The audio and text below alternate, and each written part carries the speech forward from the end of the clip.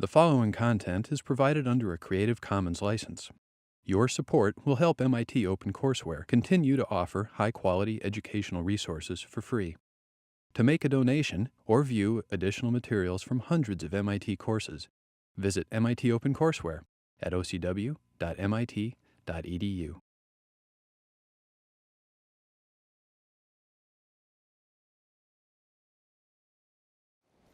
Okay, the logistics for the class. Unfortunately, we seem to have run out a bit, so if you could share the syllabus that you have. I'm actually not going to go over it in detail. I do want to give you sort of the big picture of what we're doing. First of all, I'm glad you're here, and I do want class participation.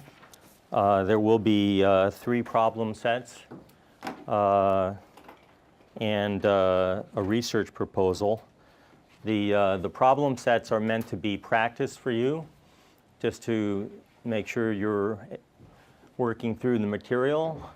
Some of you take field exams, for example, so these problem sets are meant to be practices for that as well. It's really meant to help you. One of the problem sets is going to focus on actually getting your hands dirty with the data, so to speak, and Whit's going to help with that and give you access to these Townsend tie data, and we'll have a specific project geared around that. It's really a research class, so I would like you to write a research proposal. Not exactly a paper. It can be short.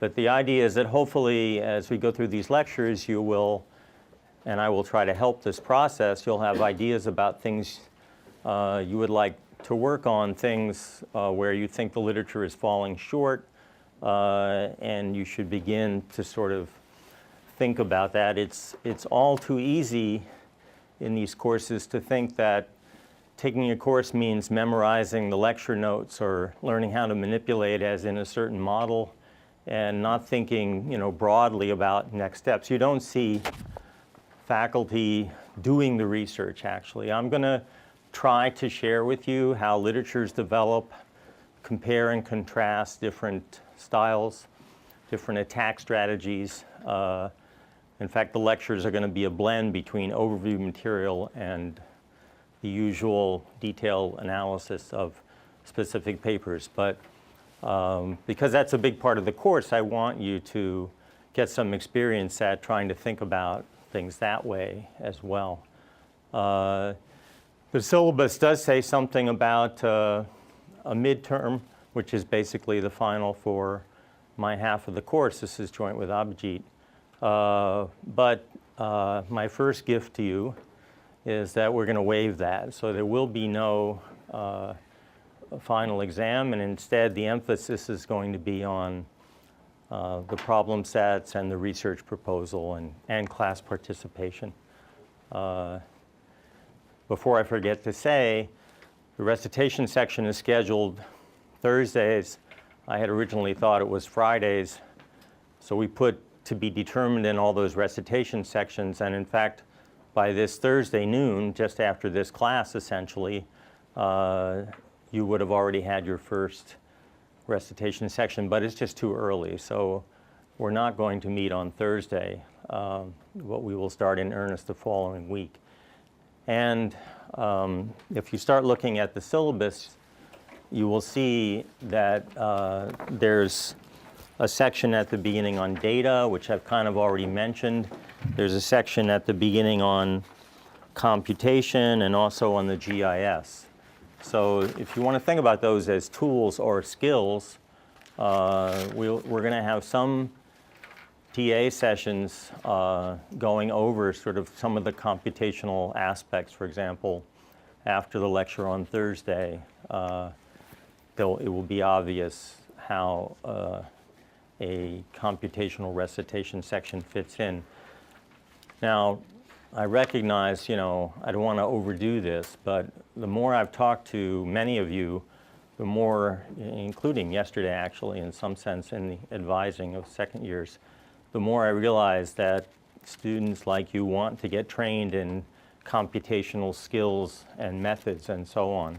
So we can have some extra sessions. I'm in the process of setting up extra computational sections on how to solve certain problems. We'll probably make up for the lost TA session on Thursday, and Whit, in fact, is going to send out an email to each of you to try to work on scheduling a backup time. So if we have some extra sessions, we'll try to have as few conflicts as possible so you can come. So I guess the only thing I want to say about the syllabus that won't be obvious from the lecture is today is the introductory class, and there's all this supplementary material. And then on Thursday, we'll start with lecture 2. You'll get a dose of these sort of micro-founded macro models. We're going to go on to another sort of new wave of those models featuring limited commitment and collateral constraints on the growth, TFP type issues. And then another section focuses on basically versions where there's costly state verification or moral hazard or adverse selection, so you can compare and contrast the implications of having these different financial underpinnings, which is complementary classes in macro are also getting at those same issues. Then we'll have sort of the intermediate class on microdata and building all the way from household accounts to national income accounts, and then move to actually using the microdata for various tests of these models, full insurance in various ways, then with these obstacles to trade and so on throughout the class. So that's kind of the big picture of the syllabus. Each lecture is pretty a lot of fun, and there's a lot of material in there. The lecture notes are meant, as I've said, to tie the material together, both in general and in its specifics. Today is a little bit of an exception because it's just an introductory lecture. I will try to have all the slides posted. I'm not sure we managed to get this thing posted, but I'll do that. I'll try to get that done right after class. Normally, the slides will be posted in advance of the class, so if you feel more comfortable looking at material, it might facilitate asking questions during class, which would be good. These slides are posted. Oh, good. Excellent. Okay. And most of the readings are linked, not entirely all of them. So it should be easy to explore, your special topic. Are there questions about the logistics of the class? And I'll hang around a bit afterwards to answer any specific questions you might have. Okay, so finance, growth, and volatility, theory, data, and the formulation of policy. The course is organized around these topics. There's so many ways to think about this. Finance, financial access is a very huge issue in development. You may be more used to thinking about it from a micro perspective, but we not only do the micro, we do the macro. The idea is that somehow finance helps people with financial services. It may be alleviating poverty, and in the context of these general equilibrium models, it has additional effects. So many countries around the world, not just the World Bank and other aid agencies, are pushing, promoting, advocating financial access. There's new Gallup surveys measuring this stuff to try to get at inequalities across countries, to sort of push a little bit the agenda. So that's finance and growth. I'm going to say more in a second. Finance and volatility sort of should bring to mind the recent US and worldwide financial crisis. And it pushes you seemingly in exactly the opposite direction, which is, maybe the housing market in the US, maybe there was a little too much effort for middle or even lower income households to own homes, and that's led to certain, government agency financing arrangements, and in any event, it clearly was a financial crisis. And most of the regulations deal with, seemingly trying to push us back toward more restricted intermediation, as if financial access and credit and financial liberalization might, if not be a bad thing, maybe go too far. Well, we're going to try to be writing down models that think about not only each of those separately, but to some extent having it on the same page to try to get at that tension. And actually growth is in there with finance and growth. Growth and volatility is another, quote, bilateral pairing, if you wish. There's some idea that finance causes growth, but growth does not come without volatility, leaving the question I just raised about finance and volatility. So let me sort of give you a sense of each of these sub-pieces. Finance and growth, well, here's the story, and I think it's pretty well accepted by these three papers, for example, that are very much cited: King and Levine, Rajan and Zingales, and Ross Levine. You can read the abstract, but basically, let's pick out a few things here. Finance and growth, Schumpeter might be right. Cross-country evidence that financial systems promote growth, that the levels of financial development are strongly associated with per capita GDP growth and capital accumulations and improvements in efficiency like TFP. But furthermore, there seems to be causality in the data, that predetermined level of financial deepening or development are associated with subsequent higher rates of all these good things. Rajan and Zingales come at it in a related way. They're basically saying that industrial sectors that are more in need of external finance due to the nature of the business develop disproportionately faster, starting from a lower level in countries where the financial systems are liberalized or more liberal than in other countries. And they're worried about causality and so forth. And Levine's review, Finance and Growth, Theory and Evidence, the summary in the abstract, with qualifications to follow from him. Countries with better functioning banks grow faster, but however, it doesn't seem to matter whether it's bank-led finance or stocks or equity markets. He tries to cover the literature on simultaneity bias, and so on. So Levine also points out the importance of this question and the importance, therefore, to research. And I must say in these slides, I tried to indicate where there were quotes, but at some point you may find it hard to tell what was the author's statement, which is quite clear here versus my summary.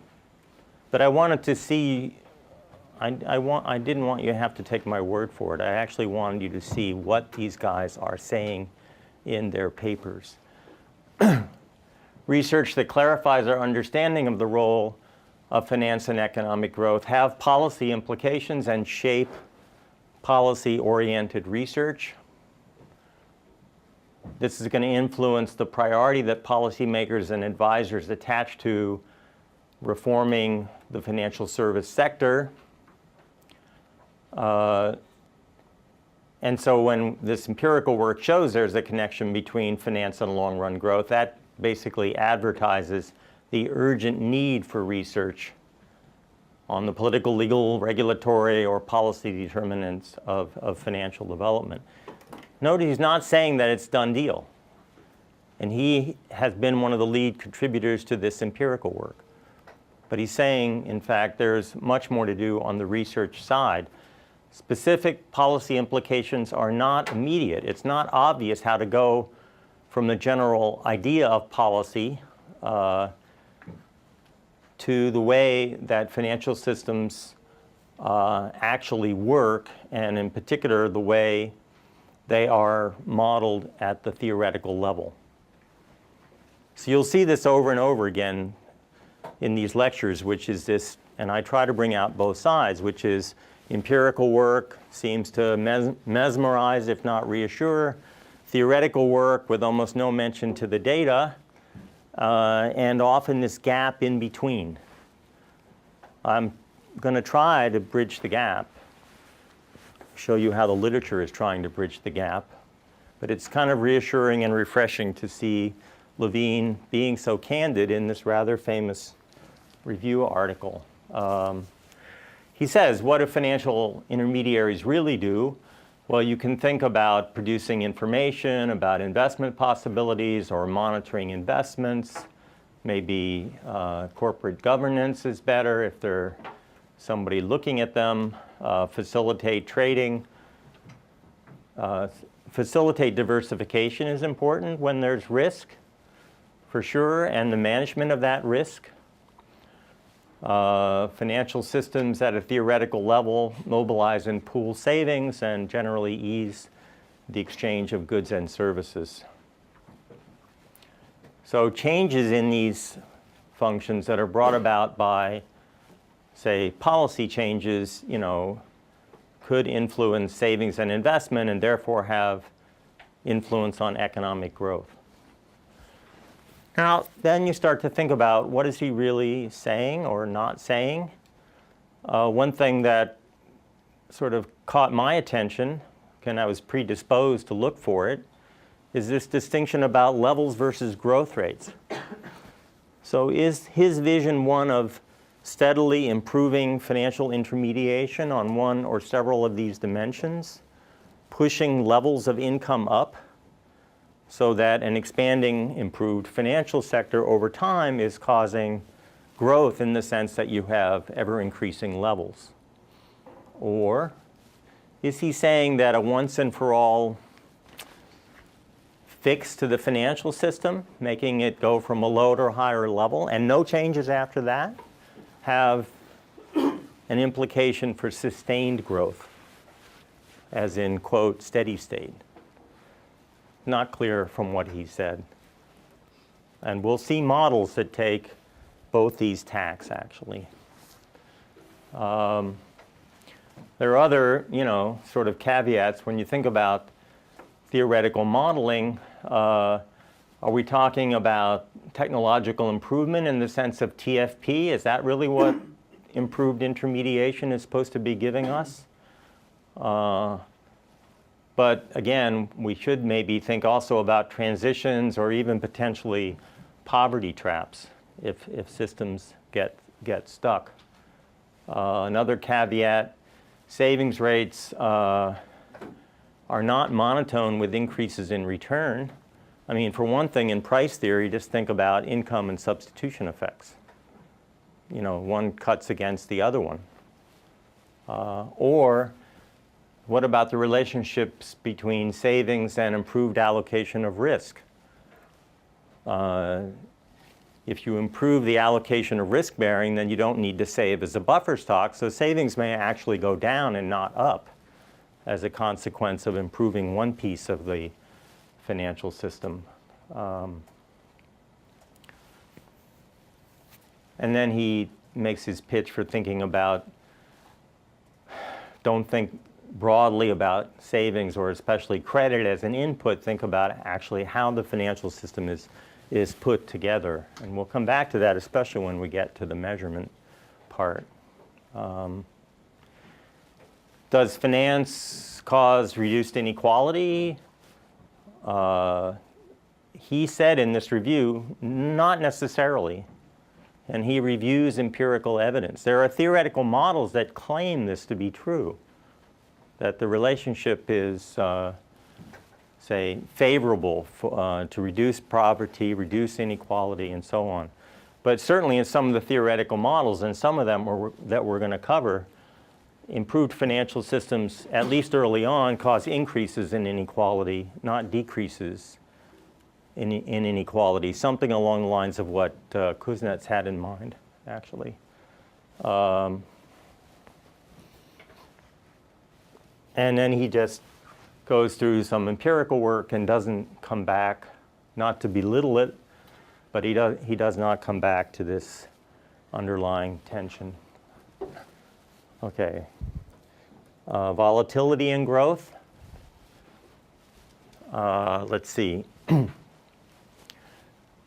Before we start thinking that all the volatility we see has something to do with finance or unstable financial systems, maybe we should try to document better those sources. So this paper in the QJE is a decomposition of the sources of inequality, looking in particular at low-income countries. Take it as a fact, I'll show you a graph momentarily from them, that there is more volatility in growth rates among low-income countries. And why is that happening? Could be that poor countries somehow or other end up specialized in volatile sectors. Or it could be a version of that, they just have a lot more, quote, specialization, and they're not terribly diversified over a multitude of different sectors. Could be that poor countries experience more frequent or more severe aggregate shocks, sort of from a macro policy perspective. And it's even possible that poor countries experience macro fluctuations that are somehow correlated with the shocks in which the sectors in which they're specialized.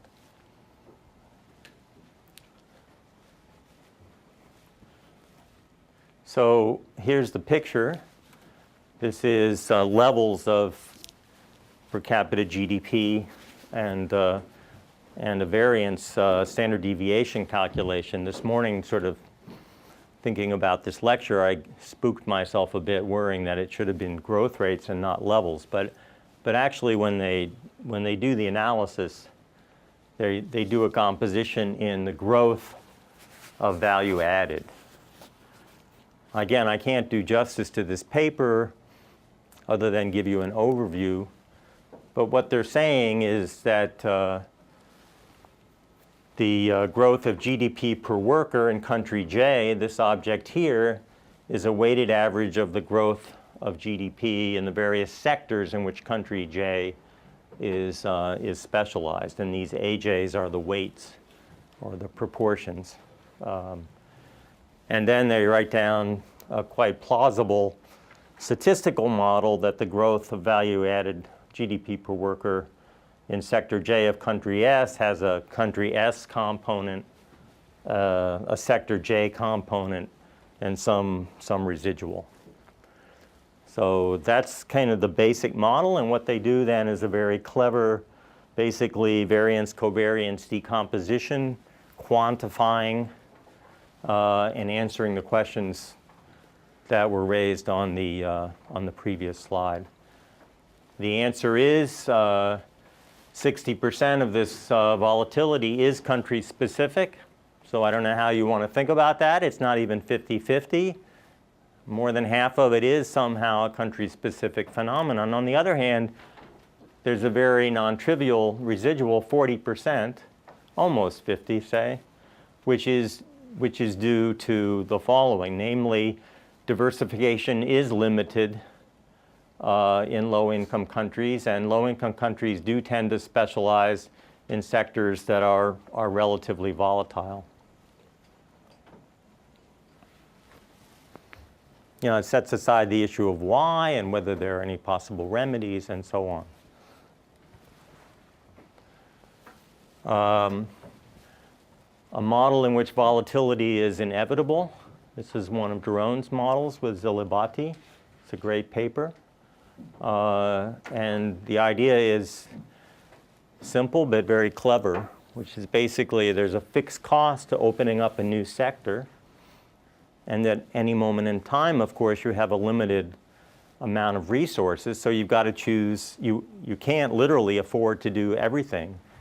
You can only do a subset of things. So you're naturally vulnerable to shocks in technologies that can't cover your, that are not able to cover your risk. Now, within that, there are some policy issues we might come back to at some point. But for a while, clearly, these countries are going to just be more volatile because they're less able to diversify. Then it gets a little more, what should I say, provocative, which is maybe volatility is actually not something you'd like to get rid of and eventually can afford to do it. Maybe it's actually a necessary ingredient for growth. In other words, if we come back to the big motivation, the idea that finance causes growth, okay, let's do it. And finance and macro stability, well, maybe you're going to have the downside of that there has to be some instability if you're going to get the growth. I mean, if you think this is entirely provocative, just think about the mean variance idea of holding assets. You don't get a higher mean for free. Higher means come with more risk.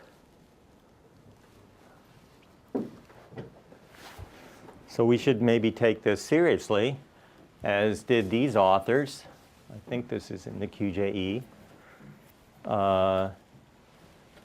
And they document that countries that have had occasional financial crises do grow faster on average. How do they measure that basically risk idea? Well, they don't want to take a simple variance measure because that's like small or big, left or right tail. It doesn't matter. They're trying to get at a crisis. So their idea is look at the growth of credit, or actually quite negative growth, when you have a bust. First the boom, maybe inching along, maybe a trend, who knows how fast, but occasionally, wham, you get one of these episodes where the bottom falls out.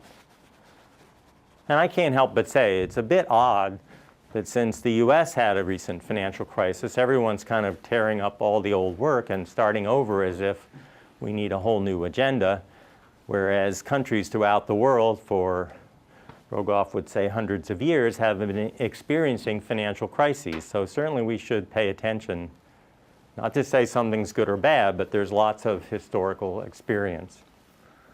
So they look at the skewness of credit growth. I always get the sign wrong, but positive basically puts the mass in the left tail. And they actually have a little model, which I'll come back to in a second.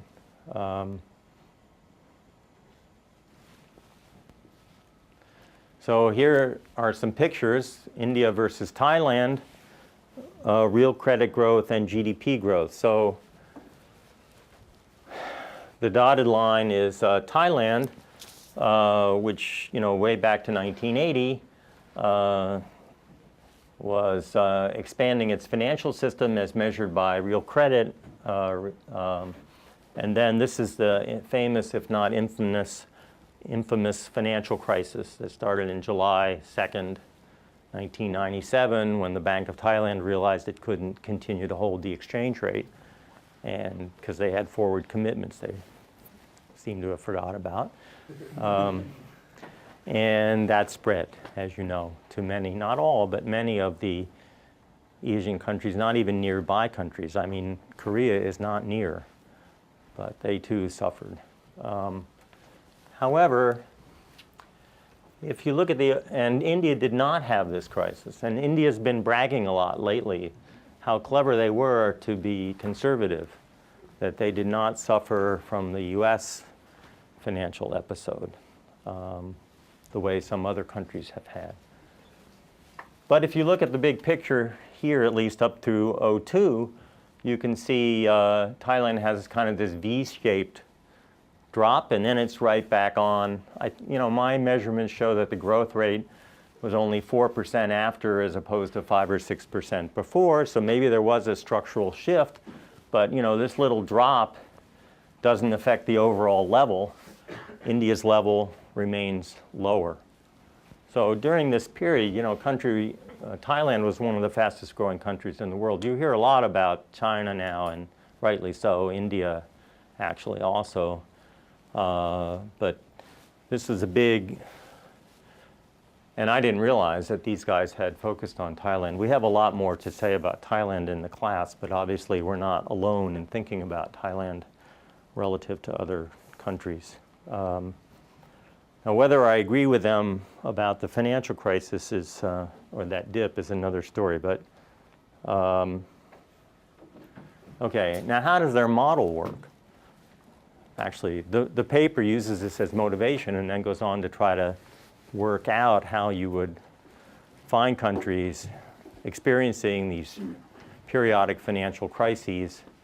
So the idea is it's a credit constraint model.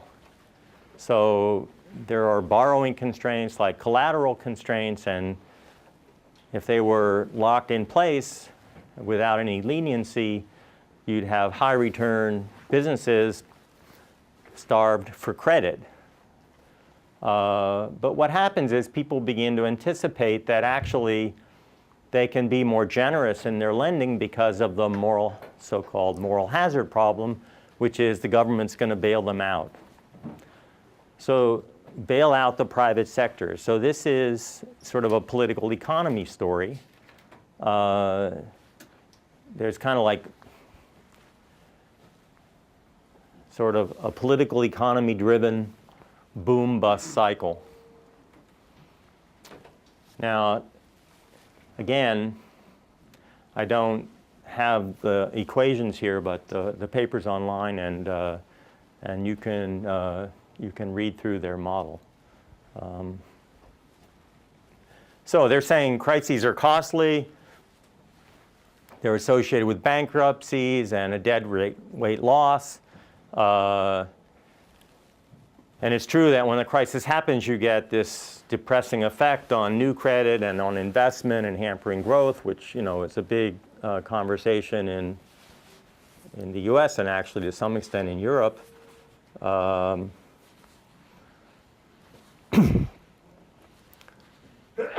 And they're saying if their model is right, or they believe they're right, that this sort of effect is going to be larger in countries where the contract enforceability issues are more severe,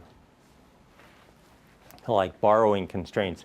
On the other hand, not too severe, otherwise they won't get this leverage effect.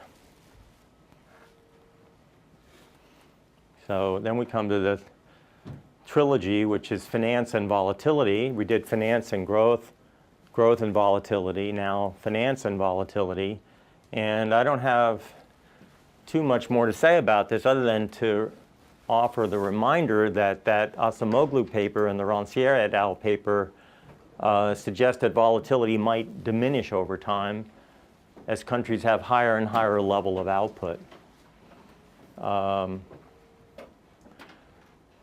as I said at the beginning, in fact, not all these sort of, it must be more than sort of the transitivity. If A is associated with B and B is associated with C, then A should be associated with C, and in the data it doesn't go that way. So clearly there's something being left out here. This paper, which I became aware of more recently,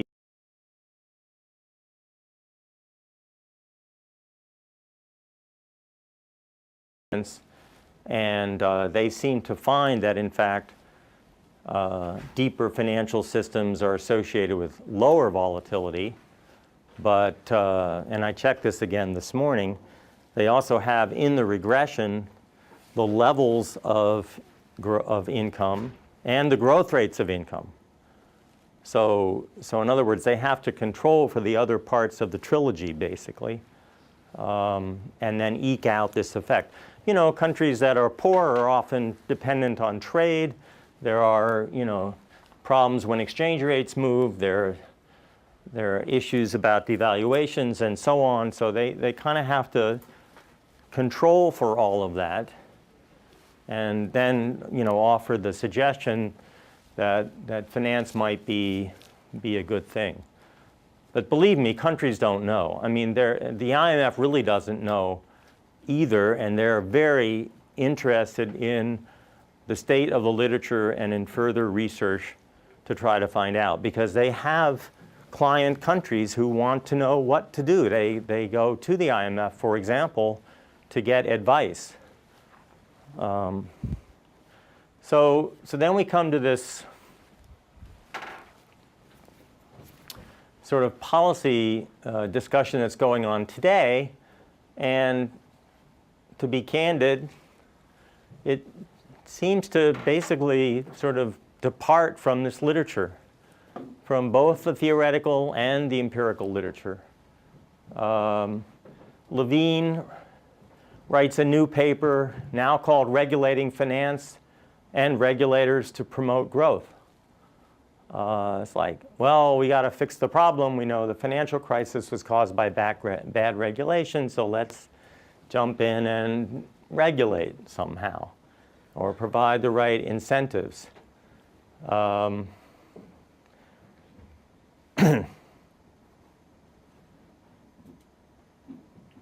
So, you know, how important is it that how important is the operation of the financial system for an economic growth, and which financial regulatory reforms will improve financial sector operations? He's sort of assuming, in some sense, an answer that the other literature is, and his own review was sort of much more equivocal about.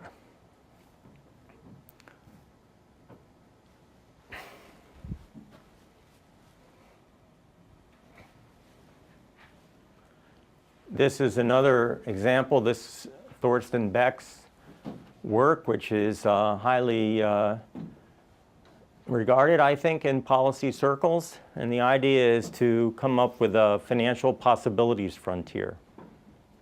So, and again, this is driven by the idea that we're going to give countries specific recommendations. They want to know where they stand, you know, relative to other countries, and what, if anything, they should be doing. So here's the idea. You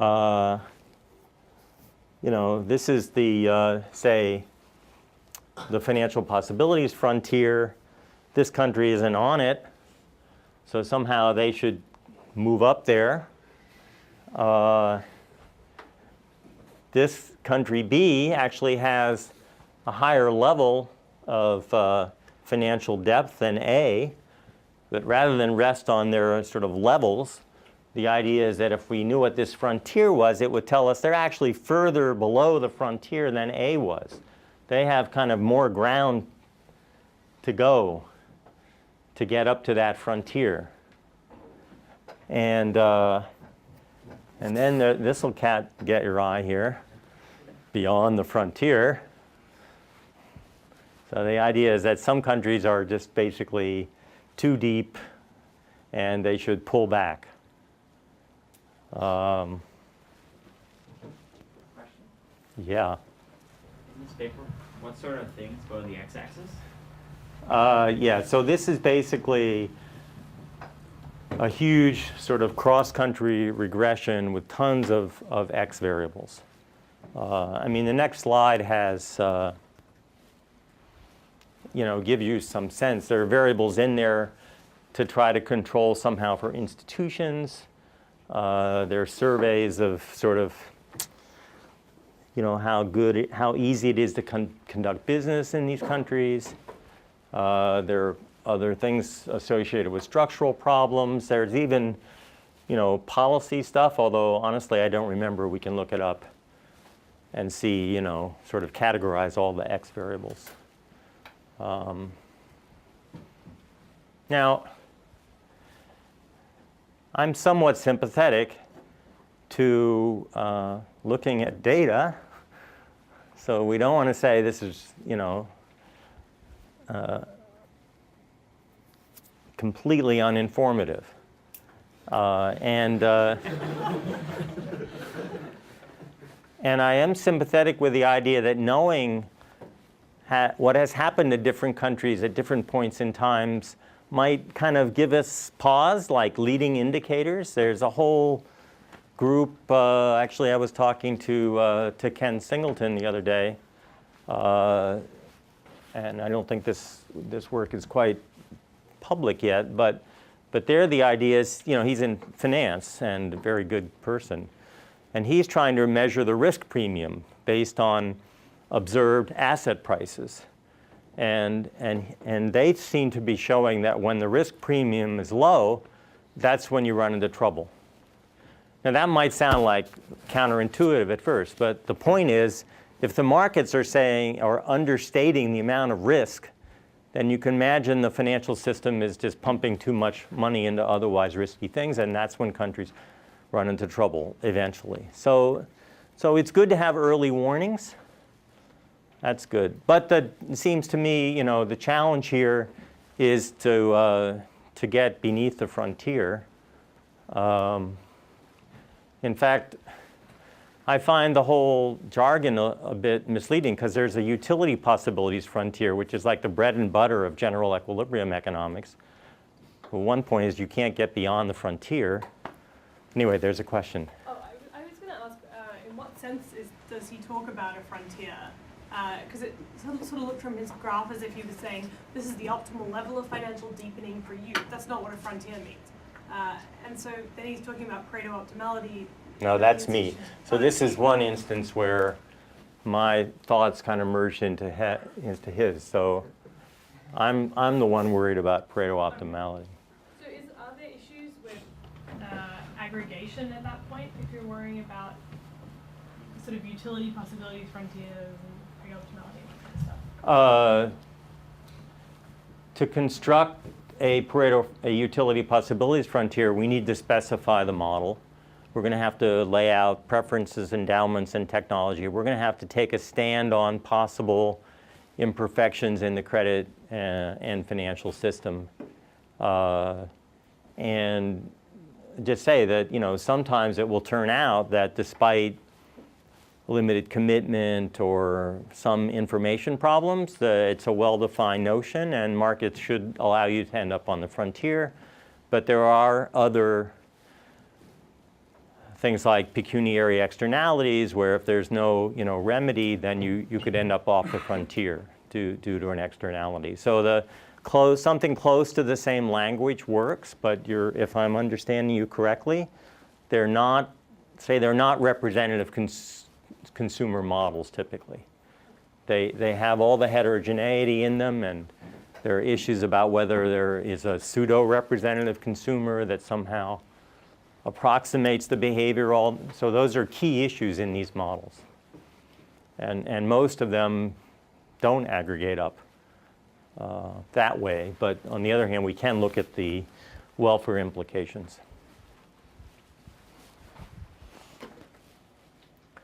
And finally, there's this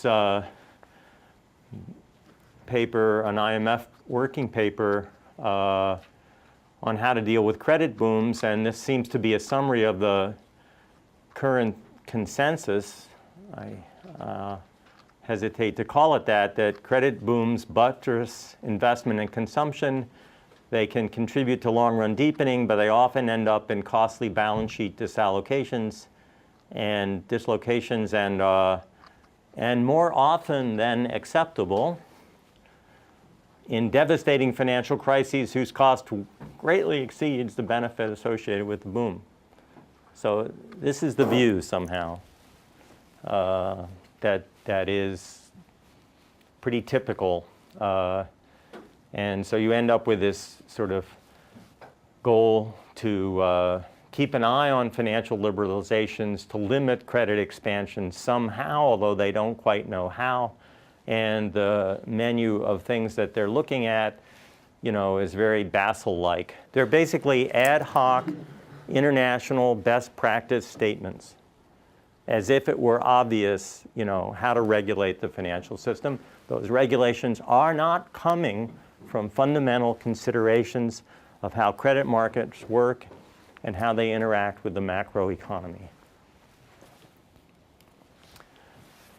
So, is there another way, an alternative approach?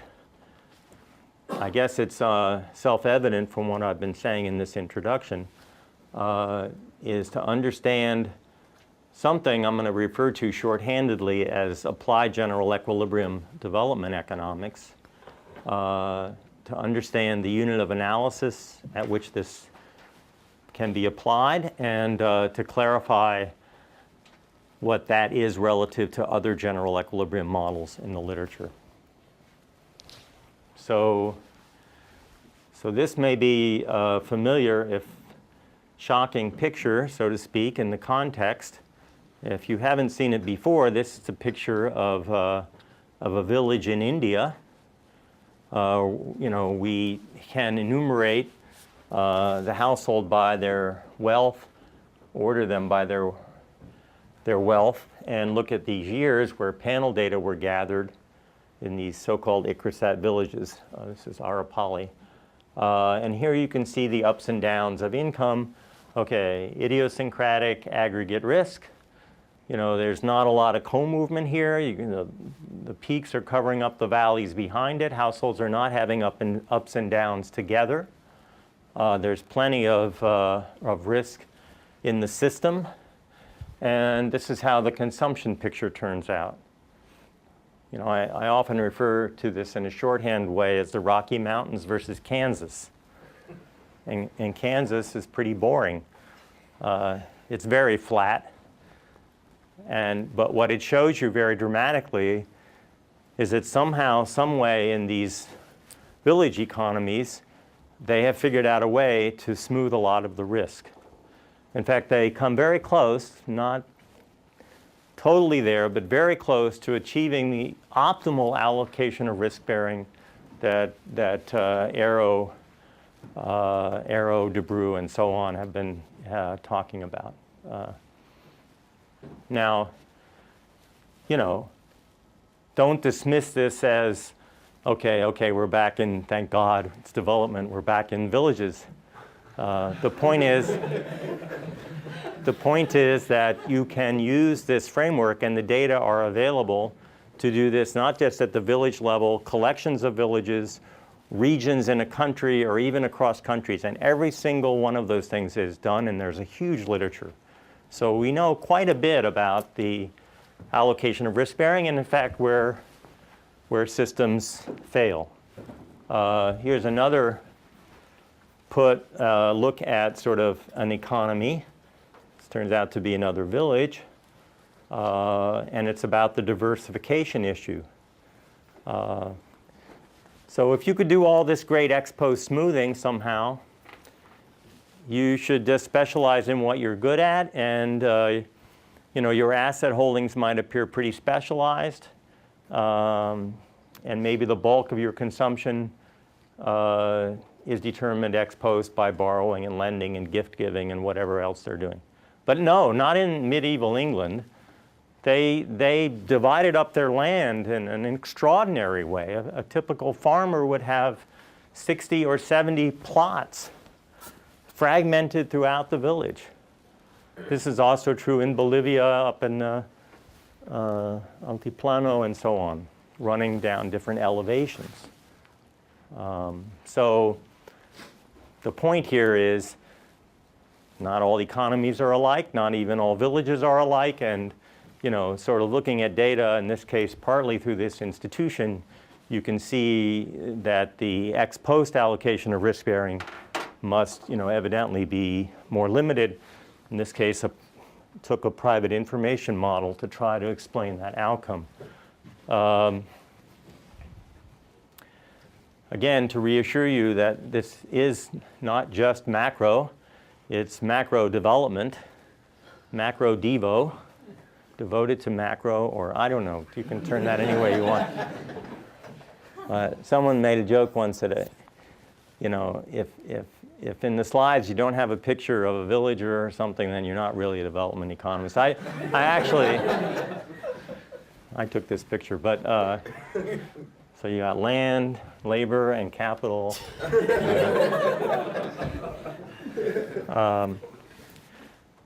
Okay, so I love villages, and the reason is you really don't have to make things up. You can actually measure things and get an approximate sense of what the preference, the endowments and technology are. Preferences are a bit trickier. So that's the way, the language we use as general equilibrium theorists. You know, preferences, endowments, technology, as I said in answer to the earlier question. And then you can do this kind of adding up. So this is like taking these villages, the Thai villages, and adding up all the households in the village with the financial counts. We'll get to that in a minute. That's the measurement part, the midpoint of the course. And you can see in one region near Bangkok, you know, village output, GDP, except it's not national, is going down. In the other regions, it's kind of going up. This is a second panel, so to speak, is whether savings is put into real or financial investments. And here you have the balance of payments. So it shouldn't be too much of a stretch to realize that if you have the measurement, you can indeed zoom in and zoom out. You can go from households out to the whole country and intermediate steps in between and use these standard tools. In this case, we've ended up with the tools that international economists use, and I'm using them internally within the country. But at least if the measurement isn't common, we are allowed to do that. I'll just pause briefly to talk about the data. I've already mentioned we have it, and that you should feel free to use it. It's quite extensive. It's 15 years worth of data. I mean, some of it's monthly. It's both rural and urban. Yeah, I'm in city neighborhoods, and spread out throughout the kingdom. This is zooming in and zooming out, literally. So here you can see almost like an aerial photo with the village locations where we collect data. You know, zoom all the way over here, you can see zooming way out, you know, where it is basically. It's somewhat near Bangkok, this particular sample site, and this is sort of the intermediate level. Here we're plotting at the level of provinces, the wealth level, which is in common with those two diagrams. Well, we have this extensive GIS system. I've made a campaign of putting all available secondary data that I could get a hold of over the years. A lot of it's available through Dataverse, Harvard, MIT, and we are in the process of putting this onto this common GIS platform where you can look at bank locations and factory locations and road networks and compute travel time and so on. So one of the, if you're interested, I can have my GIS person maybe have a special session and sort of show you a little bit about how to use the system and and the kind of work that's possible to do with it. It's coming. There isn't that much work in economics that has explicit sort of general equilibrium spatial modeling, but it's coming. So it's a wide open and interesting research topic. So what is this general equilibrium development approach? Well, it's not just individual maximization. It's not just partial equilibrium. It's general equilibrium. So things like the economy-wide interest rate and wage rates are very much on our minds. From a development perspective, it's not just the impact of some savings account or improved credit product on individuals. It's about efficiency of the system. In other words, it's not just On the credit side, it's kind of on the lending side. The money for lending comes from savings. You have to think about intermediation and the flow of funds, and judge efficiency using this Pareto criterion. It's not a foregone conclusion what the best fitting market or contract structure is. That's something that comes out of the analysis. That's why it's so good to have the micro data, because you can actually test. You could have villages, one village doing quite well and a whole region in another part of the country doing terribly. But we don't have to guess or assume, because we'll, in the course, acquire some tools for doing that analysis. So clearly it's not the ever-varying Washington consensus, which is for liberalization and now for regulation. I mean, look at Europe, just going back and forth, not knowing what to do. The debt's too high, we need to restrain it. Oh my God, we need the stimulus. So we think through those things at the same time with these models. And I don't mean to be saying it's all about the US, obviously. It's about India, it's about the Philippines, it's Kenya, where they are allowing cell phones, as opposed to Thailand, where they're effectively ruling it out. So, those are the debates that are happening in developing countries. You've got some stuff on the website if you want to see. I will be tracking Thailand a lot, but I've also been writing a book on Mexico, and you'll see me throw in some slides. I think the danger here is you see too much Thailand, and then you begin to think it's all about Thailand. Well, A, I'm not the only one worrying about Thailand, but B, seeing other countries and seeing the same analysis done in two different countries really brings this stuff to light. So that's why Mexico is sometimes paired in these slides. So the goal here is to explain, yes, to understand what's out there, but it's also normative to try to come up with policies that allow more inclusive financial systems if the data indicate that, but also to think about the overall efficiency and to think about market design and optimal regulation. There is some logic in all of this, basically. You assume something or several things, you go out there and test. It may fit. If it does fit, you've understood sort of the financial contracts and the imperfection. If it's full information, full risk sharing, then we have this wonderful standard, and it's clear, at least at the village level in India, you shouldn't be intervening with particular households. On the other hand, if you reject, maybe it's due to a moral hazard problem, the problem that people don't repay and they walk away from their investments. The data can help indicate that. Now then the question is it all still constrained? Maybe it's second best optimal. Maybe this first best standard is an illusion. But maybe when it's second best, things like allowing more goods to play the role as collateral, like changing the legal system, those kinds of reforms might be indicated. Now there is a lot of general equilibrium literature to sort of contrast with this general equilibrium development point of view.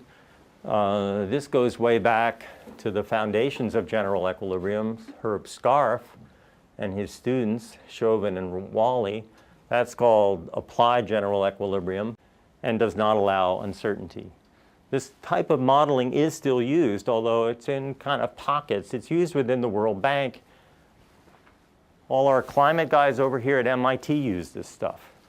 That's the basic conceptual framework, the CGE model that lies behind these conclusions about how climate change is going to influence the economy. So it is quite widely used, and there's some great review articles. And it does have some key strengths.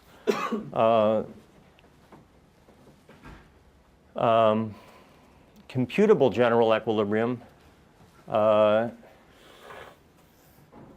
has this strength of drawing on the national income and product accounts and input-output matrices. That's just basically the successor to the supply general equilibrium. And then we have the more macro-like, if I could say so, dynamic stochastic general equilibrium models.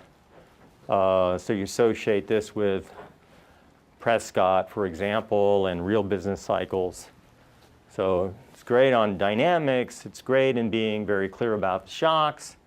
However, we anticipated this. It largely assumes a representative consumer, as if you had complete markets that allow this kind of Gorman aggregation with certain preferences. So in that world, you're not going to have redistributive wealth effects. And it is kind of interesting in sort of a history of thought point of view that despite the early battles in macro, this DSGE stuff basically took over, and largely without modeling the financial sector. And so I think that's why people felt rather flat-footed when the financial crisis, came along. So there is stuff sort of dynamic general equilibrium models that started with Bernanke and Gertler. I keep looking at ALP over there because I know that we featured that just now in the macro lecture. It is kind of built on micro underpinnings and a certain view of a costly state verification as an underlying imperfection. It does feature a lot the role of credit and a financial accelerator. But largely, with some exceptions I'll say momentarily, this stuff is an aggregative model. And it's quite elaborate as a model. You have the central bank, you have households, entrepreneurs, but entrepreneurs are somehow different from retailers, and retailers are somehow different from capital goods producers. And certainly in early versions of Cristiano and Eichenbaum and so on, they actually only look at the aggregates generated by that model. They never assign these sectors to data. It's not tested. It's not part of the way they're doing business. So maybe they don't need to if they get the aggregates right. But this is a picture of India. This stuff is used by central banks. If you want to see one in Brazil, it's called samba or something. I'm not sure if that's the music or they have one. It's on the reading list. But I must say, in a bit more optimistic vein, things are starting to come in together. Shea and Klenow wrote papers on India and China, the distribution of firm size, and now it's almost becoming standard that if you write down one of these models, you have to look at the implication for firm size. Or some key parameter in the model is going to be calibrated against the distribution of firm sizes in the US, for example. Just like Rajan and Zingala's kind of started that research path. So the latest sort of Larry paper definitely uses that and uses other financial variables, starting to look at bankruptcy and so on. So one can be somewhat optimistic that these seemingly similar in the sense of general equilibrium, but obviously diverse attacks on how the financial system work or isn't even necessarily modeled, they're kind of coming together. And I think the place where it arguably has come together the fastest and where we really quite understand quite a lot is in development economics. And it features, the measurement at the household level using corporate accounts. This is, again, the midpoint of the series of lectures. So we can get at TFP, productivity change, wealth, rates of return, treating households just like the firms are treated in corporate financial accounts. income statement, balance sheet, statement of cash flow. Occupation choice is a key ingredient in these models because typically in developing countries you see households making transitions. They used to be in agriculture, they set up a firm, maybe become wage earners. So that's a big part of almost all of the models. There's tests of these micro underpinnings. I listed a few papers here. There's some warning that underpinnings do matter, that things are rare. It's rare that one kind of underpinning is a stand-in for the other ones. Or at least it does not always work out that way. And the Matsuyama paper is a pretty good reminder. Well, actually, he more says things aren't monotonic. And Boyd and Smith and Gertler and Rogoff have examples of how these underpinnings really matter to the macro or regional phenomenon. So, so part of the agenda here is measurement, and it's not just measurement at the household level. It moves from the national income accounts and balance sheets and so on to differences of balance sheets, which is essentially the flow of funds. So if there's one thing that seems obvious, but actually remains challenging, is that if you wanted to model the financial system in a country, you should look at the flow of funds data, because that really tells you, at least at the level of aggregation that is presented in the public data, what financial instruments are actually used, who's taking, the debtor-lender position in those instruments. You can certainly see very well with flow of funds the movement in and out of the formal financial system, because that's where the measurement is the best, actually, because banks have to report stuff. They try desperately to hide a lot, but at least flow of funds in and out of the banking system is available even for low-income countries.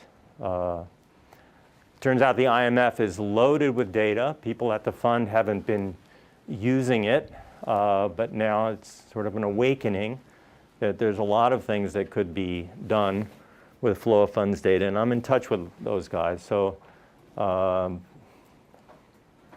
potentially, if you're interested in a particular country, get you the latest flow of funds data. You have to keep an eye on things, though, in the sense of the informal sector is typically not measured, but in these countries can be really key, especially in low-income countries. And unfortunately, you don't usually get the geography, although we've had some projects we've encouraged with Mexico and kind of working with Brazil to get the geography in there. So we'll come back to this flow of funds diagram, but it basically makes the point that you can talk about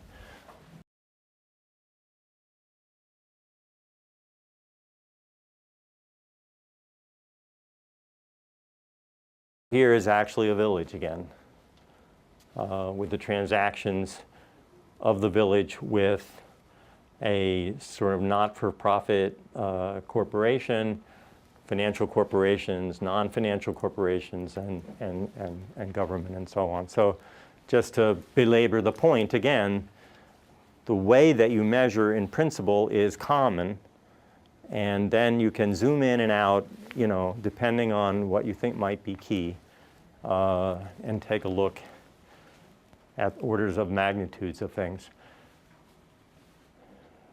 You may not realize it, but I'm basically following the order of the syllabus. So after we get through the measurement part, including flow of funds, we'll talk specifically about micro-level tests of insurance, of credit.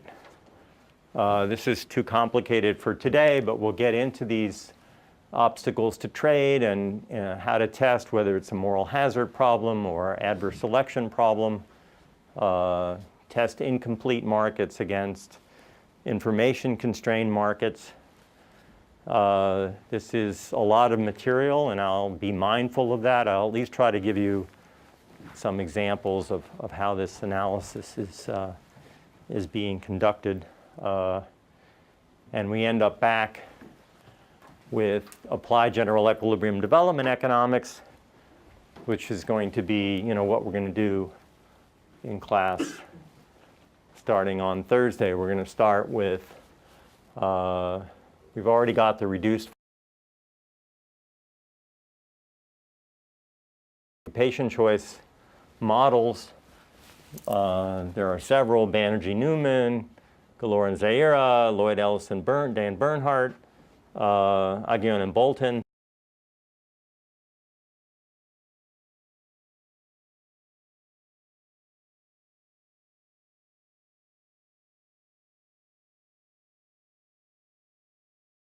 The key parameters of the financial underpinning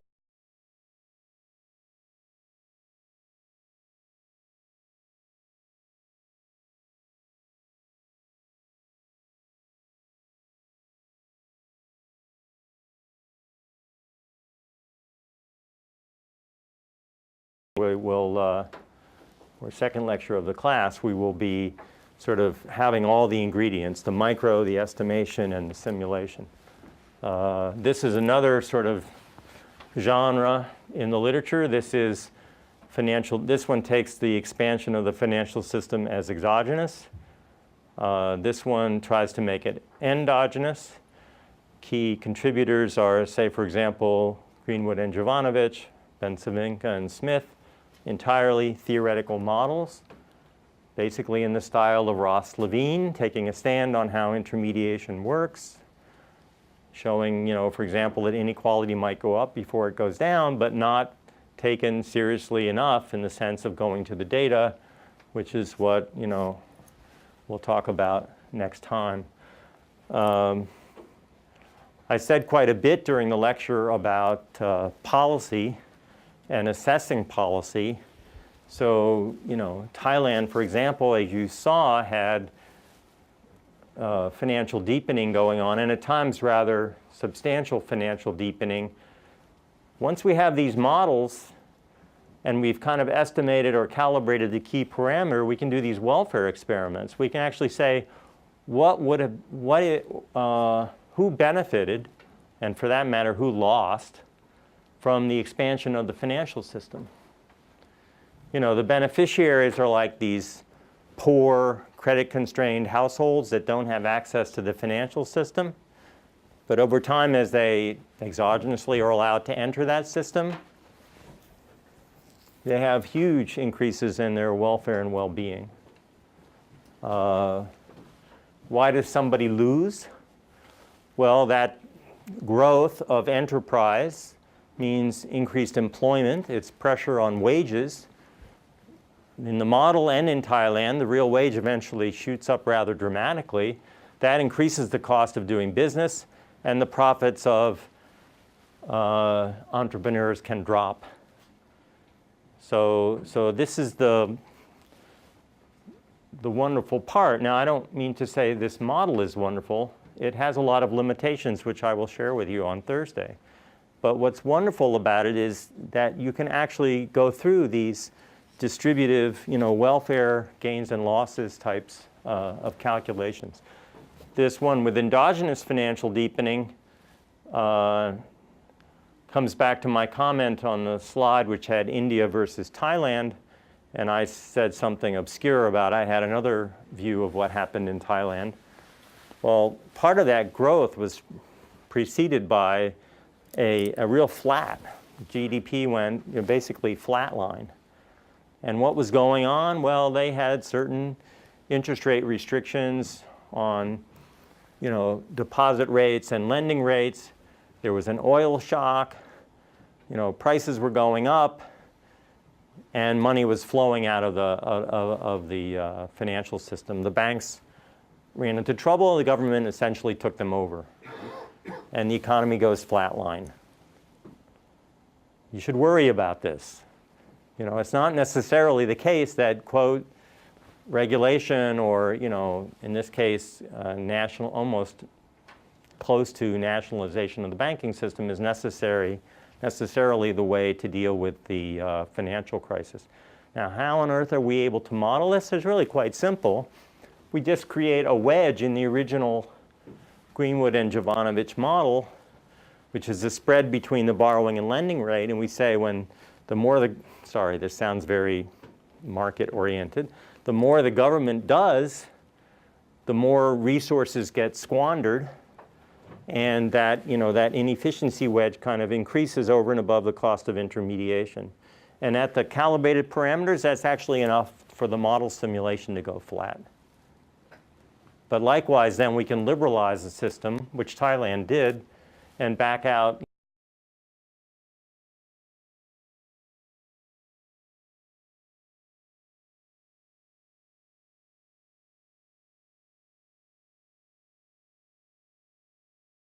questions. And then we'll go way beyond these to the lecture next Tuesday.